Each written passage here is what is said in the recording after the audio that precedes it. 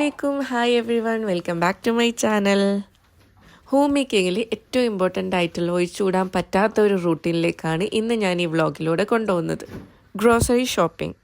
കൂടെ തന്നെ അതിൻ്റെ ഓർഗനൈസിങ്ങും അതിൻ്റെ കൂടെ തന്നെ ചെറിയ കുറച്ച് ടിപ്സും ട്രിക്സൊക്കെ ഞാൻ ഷെയർ ചെയ്യുന്നുണ്ട്. നമ്മളെ ലൈഫ് കുറച്ചും കൂടി എവറി ഡേ ടാസ്ക് കുറച്ചും കൂടി ഈസിയറും എൻജോയബിളും ആക്കാൻ വേണ്ടിയിട്ടുള്ള ചെറിയ ചെറിയ ട്രിക്സും ഞാൻ ഇതിൻ്റെ കൂടെ ഇൻക്ലൂഡ് ചെയ്യുന്നുണ്ട്. ഈ സാധനങ്ങളൊക്കെ ഓർഗനൈസ് ചെയ്ത് വെക്കുന്നത് ശരിക്കും സ്ട്രെസ് റെഡ്യൂസ് ചെയ്യാനും നമ്മളെ ടൈം സേവ് ചെയ്യാനും നല്ലോണം ഹെൽപ്പ് ചെയ്യും. ആസ് എ ലേസി പേഴ്സൺ ഞാൻ ചില സമയത്തൊക്കെ ഓർഗനൈസ് ചെയ്യാതെ നിന്നിട്ടുണ്ട്. അതുകൊണ്ട് തന്നെ എനിക്കതിൻ്റെ ഡിഫറൻസ് ഫീൽ ചെയ്യാനും പറ്റുന്നുണ്ട്. ഞാൻ എപ്പോഴും ഗ്രോസറി ഐറ്റംസിൻ്റെ ലിസ്റ്റ് കൊണ്ടുവരാൻ ട്രൈ ചെയ്യാറുണ്ട്. ബട്ട് ഓണസ്റ്റ്ലി ഞാൻ മറന്നു പോകുന്ന ഡേയ്സും ഉണ്ടാവാറുണ്ട്. അങ്ങനത്തെ ഡേയ്സിൽ ഞാൻ എൻ്റെ മെൻ്റൽ ചെക്ക് ലിസ്റ്റാണ് റിലൈ ചെയ്യാറ്. നമ്മൾ യൂഷ്വലി വീക്ക്ലി ആണ് ഗ്രോസറി ഷോപ്പിംഗ്സ് ഒക്കെ ചെയ്യാറുള്ളത്. ഫ്രൂട്ട്സിൻ്റെയും വെജിറ്റബിൾസിൻ്റെയും കാര്യത്തിൽ അങ്ങനെ പൊതുവെ ലിസ്റ്റൊന്നും ഉണ്ടാക്കാറ് കുറവാണ്. ജസ്റ്റ് ഫ്രൂട്ട്സ് ആൻഡ് വെജ് എന്ന് മാത്രം മെൻഷൻ ചെയ്യും. അതിൽ എന്നെ എപ്പോഴും പിക്ക് ചെയ്യുന്ന കുറച്ച് ഐറ്റംസ് ഉണ്ടാവും. ഫ്രൂട്ട്സിൻ്റെ കാര്യത്തിലാണെങ്കിൽ ബനാനയും ആപ്പിളും നമ്മൾ എപ്പോഴും എടുക്കുന്ന 2 ഐറ്റംസാണ്. അതിൻ്റെ കൂടെ വേറെ എന്തെങ്കിലും സീസണൽ ഫ്രൂട്ട്സോ എന്തെങ്കിലുമൊക്കെ നോക്കിയിട്ട് പിക്ക് ചെയ്യും. വെജിറ്റബിൾസിൻ്റെ കാര്യത്തിലും സെയിം തന്നെയാണ്. നമ്മൾ എപ്പോഴും എടുക്കുന്ന 2-3 ഐറ്റംസ് ഉണ്ടാവും. ക്യാരറ്റ്, പൊട്ടാറ്റോ ഒക്കെ. അതുകൂടാതെ തന്നെ വേറെ എന്തെങ്കിലും നോക്കിയിട്ടെടുക്കും. അങ്ങനെ വി ആർ ബാക്ക് ഹോം. ഇനിയാണ് മെയിൻ പരിപാടി വരുന്നത്. ഇതെല്ലാം അൺപാക്ക് ചെയ്തിട്ട് ഓർഗനൈസ് ചെയ്യണം.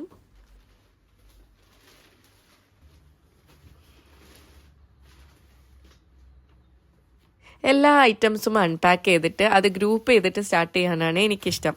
അങ്ങനെ ആകുമ്പോൾ എല്ലാം പെട്ടെന്ന് എടുത്ത് വെക്കാൻ നല്ല സിമ്പിളായിട്ട് ഫീൽ ചെയ്യും. Like fresh produce, pantry items, snacks, അങ്ങനെ എല്ലാം ഡിഫറെൻ്റ് ആയിട്ട് ഗ്രൂപ്പ് ചെയ്തിട്ട് കൗണ്ടർ ടോപ്പിൽ ആദ്യം തന്നെ വെക്കും. ഫ്രഷ് ഫ്രൂട്ട്സും വെജീസും ഒക്കെ നേരെ ഫ്രിഡ്ജിലേക്ക് പോവും. ഞാൻ വാഷ് ചെയ്യാറില്ല പൊതുവേ. മുന്നേ വാഷ് ചെയ്യാറുണ്ടായിരുന്നു. അപ്പോൾ മോയ്സ്ചർ കണ്ടൻറ് ഉള്ളതുകൊണ്ടായിരിക്കും ടൊമാറ്റോ ഒക്കെ പെട്ടെന്ന് ചീത്താവുന്ന പോലെ തോന്നാറുണ്ട്. അതുകൊണ്ട് പിന്നെ ഞാൻ വാഷ് ചെയ്യൽ നിർത്തി. നേരെ ഡയറക്റ്റ് വെക്കും. പിന്നെ എന്തായാലും യൂസ് ചെയ്യുന്ന സമയത്ത് വാഷ് ചെയ്യുകയും ചെയ്യുമല്ലോ. അതുകൊണ്ട് ഡയറക്റ്റ് തന്നെ വെക്കാനാണിപ്പം. Pantry items like rice, lentils ഒക്കെ എയർ ടൈറ്റ് കണ്ടെയ്നറിലേക്ക് മാറ്റും. സ്നാക്സും ബ്രെഡ് ഐറ്റംസൊക്കെ വേറെ സെപ്പറേറ്റ് ബാസ്ക്കറ്റിലായിട്ട് വെക്കും, ഈസി ആയിട്ട് എടുക്കാൻ പറ്റിയ രീതിയിൽ. എനിക്ക് സ്റ്റാക്കബിൾ കണ്ടെയ്നേഴ്സ് ഭയങ്കര ഇഷ്ടമാണ് കേട്ടോ. സ്പേസ് കുറവായതുകൊണ്ട് തന്നെ അത് നല്ലോണം ഹെൽപ്പ് ചെയ്യുകയും ചെയ്യും. എല്ലാം നീറ്റായിട്ട് വെക്കാനും പറ്റും, സ്പേസ് സേവ് ചെയ്യുകയും ചെയ്യും. കാണുമ്പോൾ എപ്പോഴും വാങ്ങാൻ വേണ്ടിയിട്ട് തോന്നാറുണ്ട്. ചില കണ്ടെയ്നേഴ്സൊക്കെ അങ്ങനെ വാങ്ങാറുമുണ്ട്. പക്ഷേ എപ്പോഴും നമുക്കിങ്ങനെ ഓരോ കണ്ടെയ്നേഴ്സ് കിട്ടുന്നതുകൊണ്ട് തന്നെ ഞാനത് മാക്സിമം റീയൂസ് ചെയ്യാനാണ് നോക്കാറുള്ളത്. പ്രത്യേകിച്ച് ഡ്രൈ ഐറ്റംസ് ഒക്കെ സ്റ്റോർ ചെയ്യാൻ വേണ്ടിയിട്ട്. അതാകുമ്പോൾ ബഡ്ജറ്റ് ഫ്രണ്ട്ലിയും ആണ്, അതിൻ്റെ കൂടെ തന്നെ എക്കോ ഫ്രണ്ട്ലിയും ആണ്. ആൻഡ് മോസ്റ്റ് ഇമ്പോർട്ടൻ്റ്ലി ചില ടൈമിൽ നമുക്കുള്ളത് കൊണ്ട് ക്രിയേറ്റീവും യൂസ്ഫുള്ളും ആക്കാൻ വേണ്ടിയിട്ട് മാക്സിമം ട്രൈ ചെയ്യുക. പഴയ ചായപ്പൊടിൻ്റെ ടിന്നായാലും കുക്കി ജാറായാലും പിന്നെ ചീസൊക്കെ വാങ്ങുമ്പോൾ നമുക്ക് നല്ല ഗ്ലാസ് ജാർസൊക്കെ കിട്ടാറുണ്ട്. അതൊക്കെ ഞാൻ റീയൂസ് ചെയ്യാറുണ്ട് കേട്ടോ. പ്ലസ് ഇതൊക്കെ വേസ്റ്റ് റെഡ്യൂസ് ചെയ്യാനൊക്കെ നമ്മളെ നല്ലോണം ഹെൽപ്പ് ചെയ്യും. സത്യം പറഞ്ഞാൽ പുതിയ കുറേ ഐറ്റംസും ബ്യൂട്ടിഫുൾ ആയിട്ടുള്ള കുറേ സ്റ്റാക്കിങ് കണ്ടെയ്നേഴ്സൊക്കെ കാണുമ്പം ശരിക്കും ടെംപ്റ്റ് ചെയ്യാറുണ്ട് വാങ്ങാൻ വേണ്ടിയിട്ട്. അങ്ങനത്തെ സിറ്റുവേഷൻസിൽ ഞാൻ ശരിക്കും ചിന്തിക്കും എനിക്കിത് ശരിക്കും ആവശ്യമുണ്ടോ എന്നുള്ളത്. മോസ്റ്റ് ഓഫ് ദ ടൈം ഞാൻ റിയലൈസ് ചെയ്യും എനിക്ക് എൻ്റെ അടുത്ത് ഉള്ള സാധനം കൊണ്ട് തന്നെ ഈ കാര്യങ്ങളൊക്കെ ഓക്കെ ആവും, വാങ്ങേണ്ട ആവശ്യമില്ല എന്നുള്ളത്. അങ്ങനത്തെ ടൈമുകളിൽ ഞാൻ വാങ്ങാതെ ഇരിക്കും. മോസ്റ്റ് ഓഫ് ദ ടൈം അങ്ങനെ തന്നെയാണ്. പക്ഷേ ഇടയ്ക്കിടയ്ക്ക് ജസ്റ്റ് നമ്മൾക്ക് അട്രാക്റ്റ് ആവുന്ന സാധനങ്ങൾ വാങ്ങാനുള്ള ഒരു ടെൻഡൻസി ഉണ്ടാവില്ലേ, ഓക്കെ എന്തെങ്കിലും ആവട്ടെ വാങ്ങാന്നുള്ള. അങ്ങനത്തെ ടൈമിൽ ഞാൻ വാങ്ങുകയും ചെയ്യാറുണ്ട്. കണ്ടെയ്നേഴ്സൊക്കെ എപ്പോഴും ലേബിൾ ചെയ്യുമ്പോൾ അത് നല്ല ഹെൽപ്ഫുള്ളാണ്. അങ്ങനെ വെക്കുമ്പോൾ നമുക്ക് എല്ലാം ഓർഗനൈസ്ഡ് ആയിട്ട് വെക്കാനും പറ്റും. പെട്ടെന്ന് തന്നെ ഓരോ ഐറ്റംസ് കണ്ടുപിടിക്കാനും പറ്റും.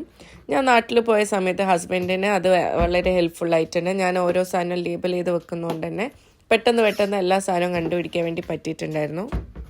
റൈസും ലെൻറ്റിൽസും ഫ്ലോറൊക്കെ ഞാൻ കണ്ടെയ്നറിൽ ബാക്കി ഉണ്ടെങ്കിൽ അന്നേരം റീഫിൽ ചെയ്യില്ല. പകരം ഞാൻ ഡ്രോവറിൽ അത് സേവ് ചെയ്ത് വെക്കും ആവശ്യം വരുമ്പോൾ എടുക്കാൻ വേണ്ടിയിട്ട്.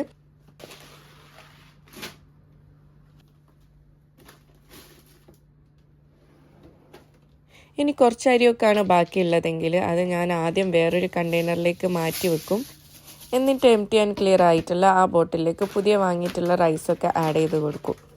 എന്നിട്ട് അതിൻ്റെ മുകളിലായിട്ട് ബാക്കി നേരത്തെ മാറ്റി വെച്ചിട്ടുള്ള റൈസും ആഡ് ചെയ്ത് കൊടുക്കും. അങ്ങനെ ആകുമ്പോൾ എപ്പോഴും നമുക്ക് പഴയ സ്റ്റോക്കൊക്കെ ഫസ്റ്റ് യൂസ് ചെയ്യാൻ വേണ്ടിയിട്ട് പറ്റും. അല്ലെങ്കിൽ എപ്പോഴും ആ പഴയ സ്റ്റോക്ക് താഴെ തന്നെ കിടക്കും.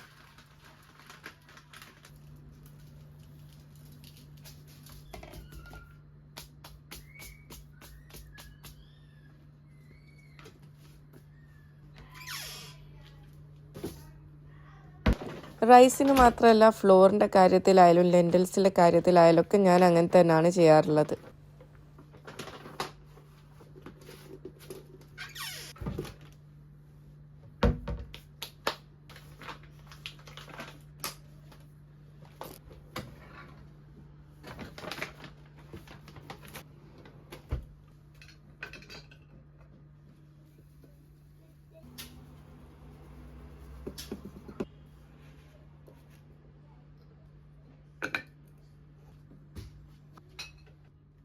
എനിക്കെല്ലാം സിമ്പിളായിട്ട് കീപ്പ് ചെയ്യാനാണ് ഇഷ്ടം. പാല് മുട്ടയൊക്കെ പോലത്തെ ഫ്രീക്വൻ്റ്ലി യൂസ് ചെയ്യുന്ന ഐറ്റംസൊക്കെ എപ്പോഴും ഐ ലെവൽ തന്നെ കീപ്പ് ചെയ്യാൻ വേണ്ടിയിട്ട് നോക്കാറുണ്ട്. അതാകുമ്പോൾ പെട്ടെന്ന് എടുക്കാൻ വേണ്ടിയിട്ട് പറ്റുമല്ലോ. പിന്നെ എന്തെങ്കിലുമൊക്കെ ഐറ്റംസ് ആദ്യം വാങ്ങിയത് ബാക്കി ഉണ്ടെങ്കിൽ അതൊക്കെ എപ്പോഴും ഫ്രണ്ടിലേക്ക് എടുത്ത് വെക്കാൻ വേണ്ടിയിട്ട് നോക്കാറുണ്ട്. അല്ലെങ്കിൽ അതെപ്പോഴും മറന്നുപോയിട്ട് പിന്നെ ചീത്തയായിട്ട് എടുത്ത് കളയും. അതാണ് പൊതുവേ സംഭവിക്കാറുള്ളത്. അനുഭവം ഉണ്ട്. അതുകൊണ്ട് ഞാൻ എല്ലാം ഇപ്പം ഫ്രണ്ടിലേക്കായിട്ട് എടുത്ത് വെക്കും. അപ്പോൾ പിന്നെ പെട്ടെന്ന് കാണുമ്പോൾ നമുക്ക് അത് വെച്ചിട്ട് എന്തെങ്കിലും ആദ്യം ആക്കാമല്ലോ എന്ന് വിചാരിക്കും. എല്ലാം ഓർഗനൈസ്ഡ് ആയിട്ട് ഈസിലി വിസിബിൾ ആകുമ്പോൾ മീൽ പ്ലാനിങ് ഒക്കെ കുറച്ചും കൂടി ഈസിയാവും. ഞാൻ ആദ്യം ജിഞ്ചർ ഗാർലിക്കൊക്കെ പേസ്റ്റാക്കി വെക്കാറുണ്ടായിരുന്നു. പക്ഷെ പിന്നെ ഓരോ റീൽസും കാര്യങ്ങളൊക്കെ കണ്ടിട്ട് അത് നിർത്തി. അത് ശരിക്കും ബിസി ആയിട്ടുള്ള ഡേയ്സിലൊക്കെ നല്ല യൂസ്ഫുൾ ആയിട്ടുള്ളൊരു കാര്യം തന്നെയായിരുന്നു. ഞാൻ ശരിക്കും ഓർഗനൈസിങ് കൊണ്ട് ഉദ്ദേശിക്കുന്നത് കാണാൻ നീറ്റാവുന്നതല്ല, എൻ്റെ ഡെയിലി റൂട്ടീനെ സ്മൂത്ത് ആക്കുന്നത് എങ്ങനെയാണ്, അതാണ് ഞാൻ ഓർഗനൈസിങ് ആയിട്ട് ഉദ്ദേശിക്കുന്നത്. എല്ലാത്തിനും അതിൻ്റേതായിട്ടുള്ള ഒരു ഫിക്സ്ഡ് സ്പേസ് ഉണ്ടാവുമ്പോൾ നമുക്ക് കുക്കിംഗ് ഒക്കെ കുറച്ചും കൂടി ഈസി ആവും. ഞാൻ എപ്പോഴും സിമിലർ ഐറ്റംസ് ഒക്കെ ഗ്രൂപ്പ് ചെയ്ത് ഒരുമിച്ചാണ് വെക്കാറുള്ളത്.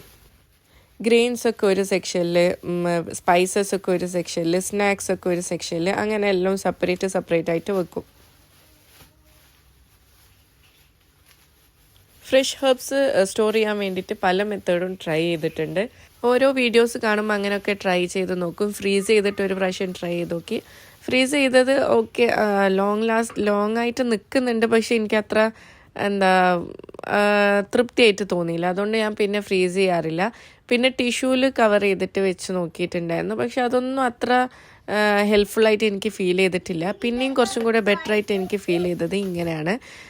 നമ്മൾ സാധാരണ പ്ലാന്റൊക്കെ ചെയ്യും പോലെ ഒരു ഗ്ലാസ് ബോട്ടിലോ പ്ലാസ്റ്റിക് ബോട്ടിലോ ഏതിലെങ്കിലും കുറച്ച് വെള്ളം എടുത്തിട്ട് അതിൽ നമ്മൾ അതിൻ്റെ അടിഭാഗം സ്റ്റെമ്മിൻ്റെ കുറച്ച് ഭാഗം കട്ട് ചെയ്തിട്ട് അതിൽ നമ്മൾ ഇട്ട് വെക്കുക. പ്ലാന്റ് ചെയ്യും പോലെ തന്നെ ഇട്ട് വെക്കുക.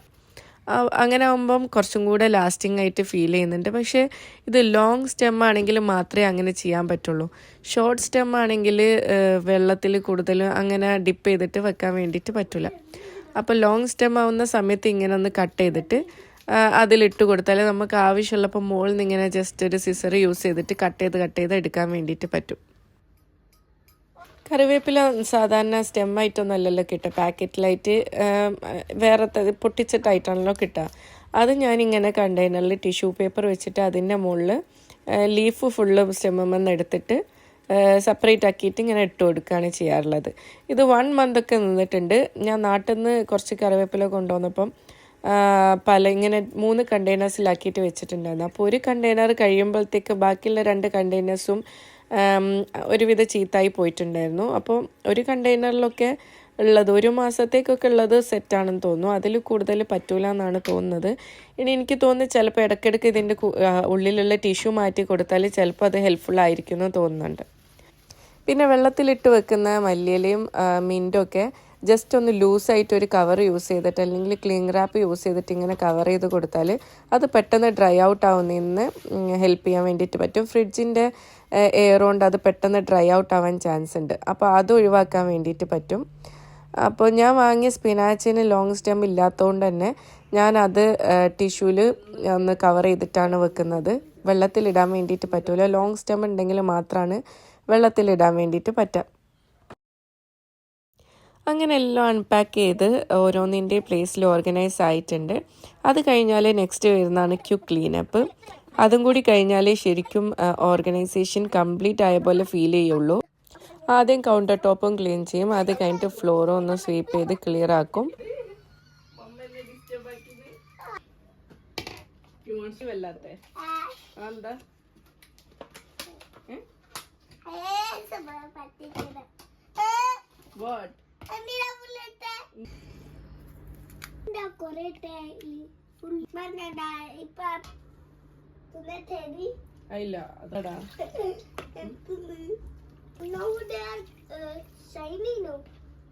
അങ്ങനെ എല്ലാം കഴിഞ്ഞിട്ട് ഓർഗനൈസ്ഡ് ആയിട്ടുള്ള സ്പേസിലേക്ക് നോക്കുമ്പോൾ കിട്ടുന്ന ഒരു സാറ്റിസ്ഫാക്ഷൻ എന്ന് പറയുന്നത് അത് വേറെ തന്നെയാണ്. അപ്പോൾ ഇന്നത്തേക്ക് അത്രയേ ഉള്ളൂ. ഇവിടെ വൈൻഡപ്പ് ചെയ്യാണ്. I hope you found this tips helpful.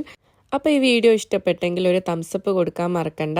പിന്നെ ഫ്രണ്ട്സിനും റിലേറ്റീവ്സിനൊക്കെ ഷെയർ ചെയ്യുക, സപ്പോർട്ട് ചെയ്യുക. കൂടുതൽ home making and self care ടിപ്സിന് സബ്സ്ക്രൈബ് ചെയ്യുക. പിന്നെ നിങ്ങളെ ഓർഗനൈസിങ് ഹാക്സൊക്കെ കമൻറ്റ് ബോക്സിൽ അറിയിക്കുക. Thanks for watching and I will see you in the next video. Take care. Bye bye.